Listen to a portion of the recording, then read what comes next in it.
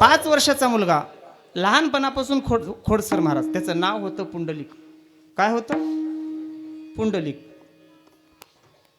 मायला बापाला वाटायचं आता सुधरल, नंतर सुधरल.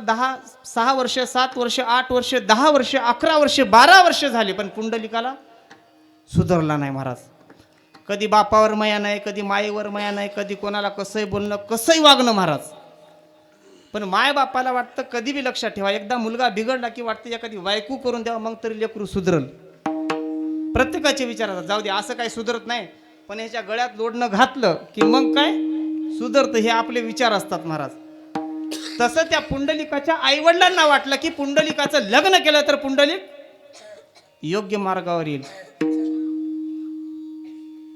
पुंडलिकाचं लग्न करून टाकलं महाराज.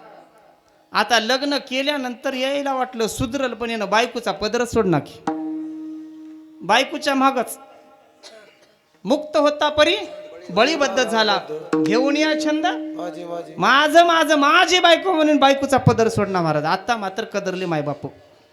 वय म्हातारं झालं, काय करावं सुचत नाही. पुंडलिक काय सुधरत नाही, आम्हाला कुठं देवाला नेत नाही, आम्हाला कुठं घेऊन जात नाही, यानं बायकोचा पदर सोडणार.